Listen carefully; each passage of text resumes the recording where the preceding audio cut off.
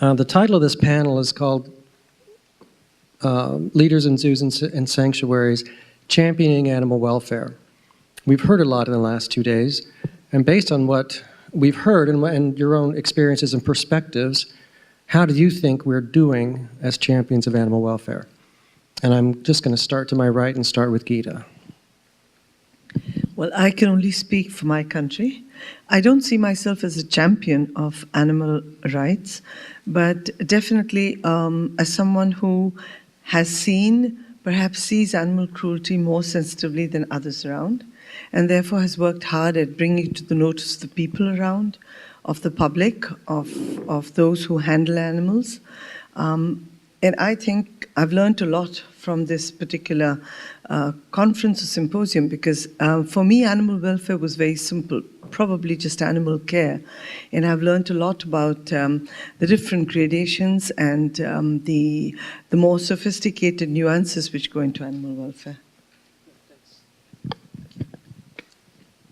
So I think that this is a loaded question in some ways, because it's so across the continuum. And I think that's what we saw in this last 2 days, which is great. The presentations that you did show us where welfare is just starting to be thought about versus now we're talking about compassionate welfare, which is bringing us to that next level like Chris was talking about.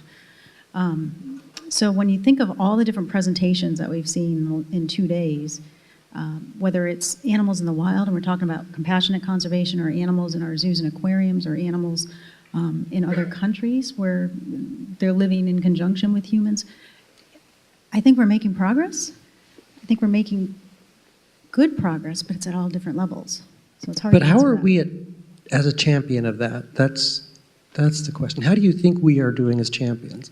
Which is a little different than asking, where do you think we're at?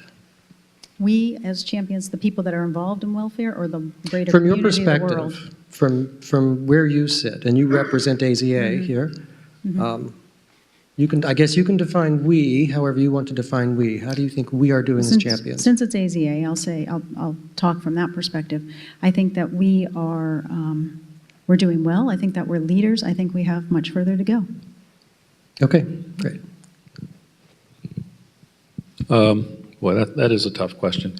I will say, since I'm not a modest man, I think I'm doing outstanding as a champion for animal welfare. And I'll tell you, the secret of my success is I am really good at doing nothing. And it sounds like I'm being flippant here, but the reality is I think animal welfare is a wave. I mean, 20 years ago, we weren't doing enrichment, and now we are. And I think the focus on animal welfare is coming, but I think it's going to be led by the next generation.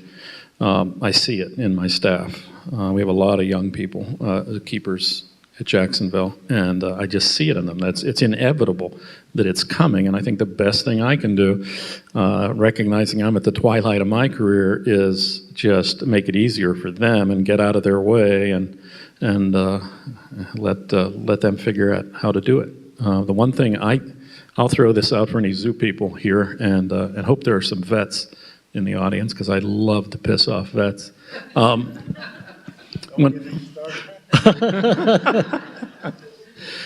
When I was a keeper, we worked hard all day long cleaning and disinfecting cages, and we thought it was important to clean and disinfect cages. We scrubbed those cages from top to bottom. I thought it was always a little weird. We'd go out in the exhibits with a natural substrate and just pick up the poop, and we were done. But in the backups, we spent the whole day scrubbing and disinfecting.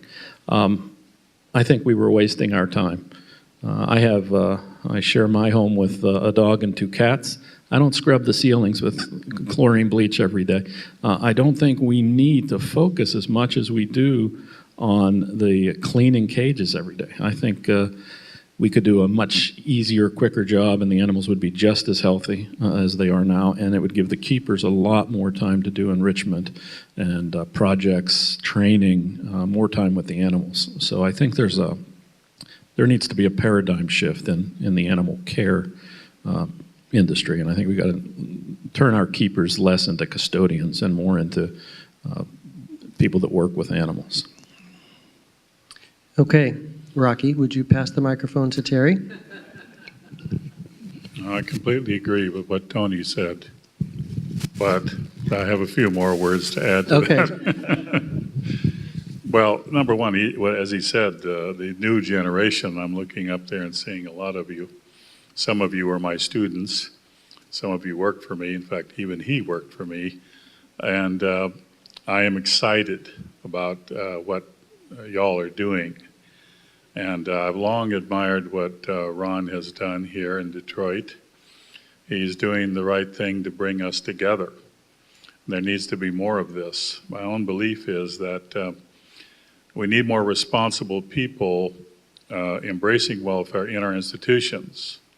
There are not very many institutions that have a director of animal welfare, as you have here.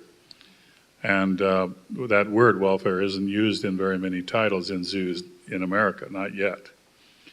But even if you hire a card-carrying animal behaviorist, and I've always said, Joel, that an animal behavior is worth at least one veterinarian.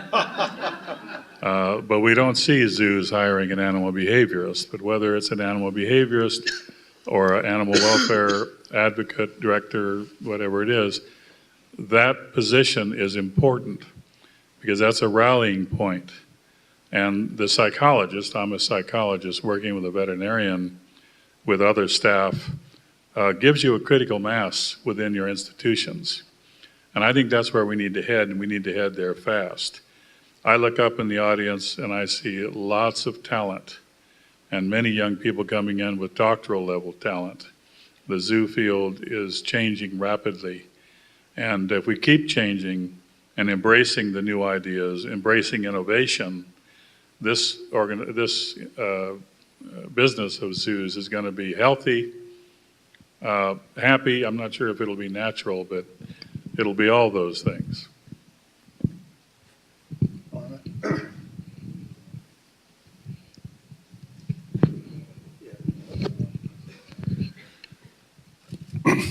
Well, I'm a veterinarian, and but I think where we're at this point is that this is really still in its infancy as far as really making a lot of progress. At the AZA, they talk about it. It's important to the AZA, and people on the outside may not really fully appreciate how much it's discussed and how I think the big variability comes from institution to institution.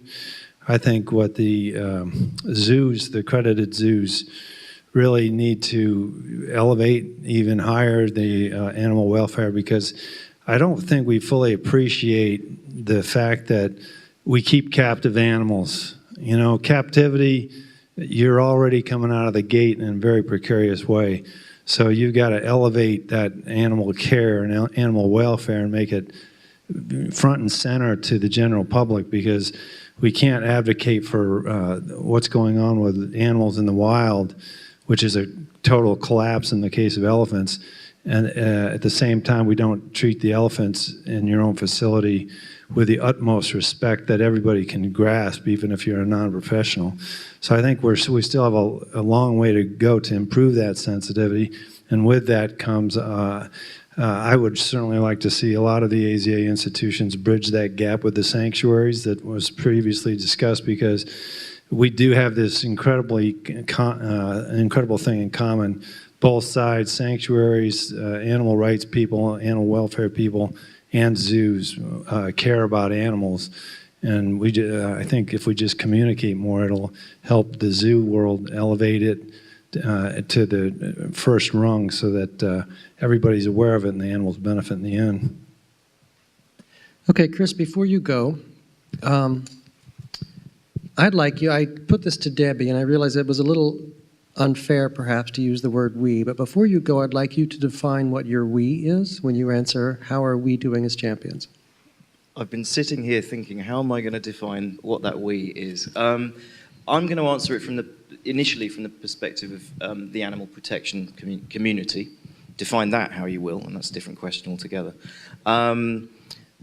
In terms of also as a harsh, and I hope justified most of the time, critic of zoos and the welfare of animals in zoos, and doing such because of the concern for welfare, and it's a concern that I know we all share. How are we doing? Which was, I believe, the original question. Yes, I'm seeing some changes. I am seeing some changes.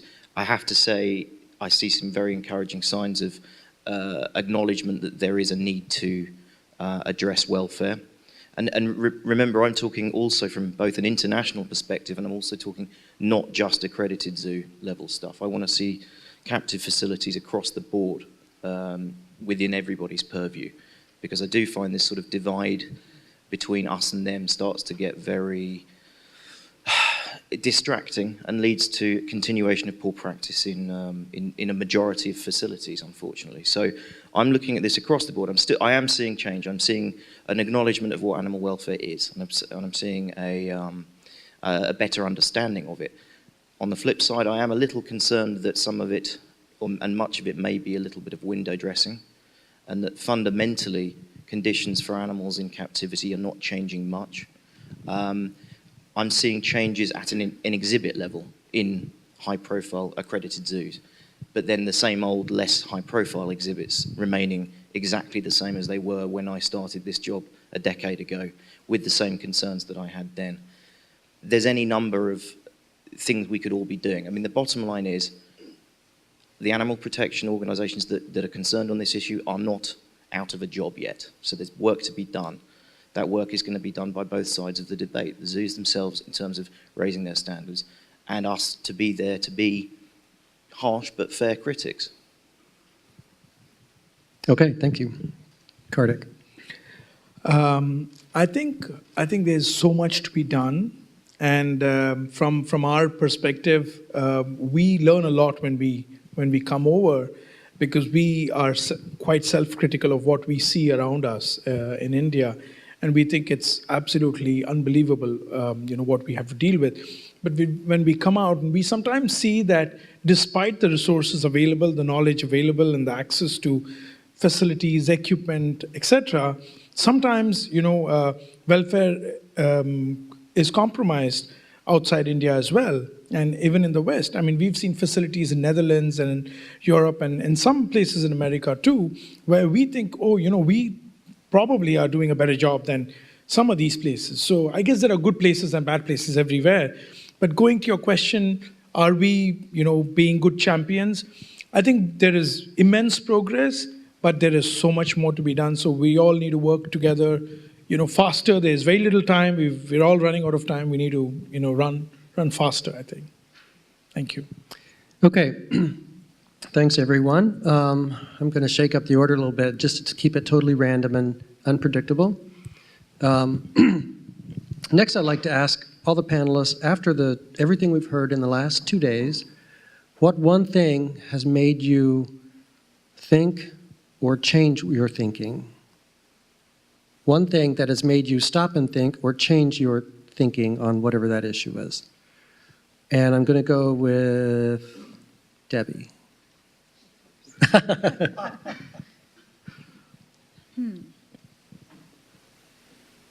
I will tell you the one thing that stood out in my mind.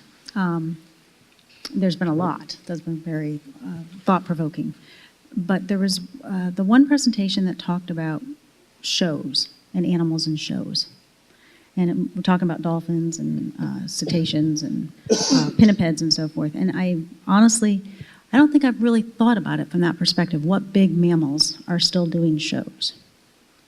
So that was just very thought-provoking to me. Okay, thank you. Terry. Well, it's a tough question to answer with so many things that have been said at this wonderful conference, but my colleague Sarah Bexel was talking about pandas, an animal that I know a little bit about. And I really feel culpable, to tell you the truth, because after all, I went out and I brought pandas into Atlanta under a new paradigm. And we had very good intentions. I think the panda in Atlanta has done a lot of good. Certainly the team that we had it did a lot of good in China. But the staying power of that relationship, the fact that things can happen above that relationship to change it, to make the ideas less effective. When big money comes in, and and the whole thing is really a problem of not really doing the right thing, as Sarah explained. How can we respond to that? If I used to be a champion, maybe I was, all of a sudden I feel like I need to be one again. I don't know what it is that I'm going to do about that, but I've come away from this meeting feeling like I need to do something to help that situation. So stay tuned. That's great. Joel. I've got to give a lot of credit to SOS, as an inspiration for me to dig my heels back in and galvanize me to go back out, because the scale and magnitude that you've got to deal with is enormous. But you're in there making it, starting to make it move and culturally change, and I think that's really a great call to arms for all of us, to whatever your single most thing was, that you go back out and push again, because we've got to make progress ethically in our country, and we have to, but it's got to carry all the way out across the planet through many different cultures to effectively help save wildlife. Okay, Peter, would you like to answer? Sure. For me, I think thing which will stand out and make me think for a long time is perhaps Sarah's talk about pandas and Chris's questioning of conservation done with the best of intentions and good faith, and how we actually intrude upon a delicate balance. And perhaps when we think we're doing the best we can for conservation in the wild, we're actually messing things up, making things more difficult. I think that's going to be something I'm going to be thinking about for a while. Chris, what two things for you? Well, something I've learned from this conference, as I have in previous iterations of it actually, is I've learned the breadth of knowledge of animal welfare is a lot better than I'd anticipated, and it's not really learning a fact. It's just it's always good to see that animal welfare understanding is gaining ground so rapidly, and that there are so many people who are basically on the same page, even though from a diverse range of positions and organisations. The other thing that of a similar line that it's something I'd always questioned, so I guess I hadn't learnt it, but someone's reinforced my question about it, which is the idea of the 24-hour care of an animal, the 24-hour life of that animal being looked at, and the presentation on the lighting in the nocturnal primates was fascinating to reflect that, and it came up in the discussion of the animal welfare framework as well. I guess it's really gratifying to see that that's an issue that's getting proper attention now. Thanks. Kartik and then Tony. I must say that I've never been to a symposium like this before, and usually I find conservation and welfare, seldom go hand in hand. They usually, conservationists say, oh, those are welfare people, and the welfare people, believe that conservationists cannot but sacrifice welfare for conservation. And this is such a fascinating group of people, and the papers have each one, better than the other, and they've just reiterated to me that it's possible. And I didn't think we would actually have compassionate conservation as such a big field, and I think it's a emerging thing, and I think it's something to be reckoned with, and it needs to get out there more. We need to have more conferences like this, and I'd love to have one like this in India. We must think of something like that. Thank you. Tony, what do you leave with? Boy, thanks for inviting me, because I did learn a lot. This was a valuable couple days. I really enjoyed hearing so many different perspectives on things. And I guess the one thing I would take away was kind of the whole 2 days building up to an idea in my mind. If I could go back to college economics, how did you do in economics in college? I was terrible at it. In fact, I was a terrible student, but economics especially. But I want to talk about marginal utility. It's the one thing I got out of college economics, and that's the idea If we were going to throw a party and spend $1,000 on it, and we could make another $2,000 on it, we'd net $1,000. But maybe we could make the party a little bit bigger, a little better by spending $1,200 on it, and we'd make $2,100 on it. So now the profit's down to $900, and you can invest more and more and more, but eventually the return you see is less and less. That's marginal utility. This frustrates the hell out of me. Everybody I've met the last 2 days, I feel like I'm on the same wavelength. Whether you're in a sanctuary, a zoo, an animal welfare organization, we are people that deeply and passionately care about animals.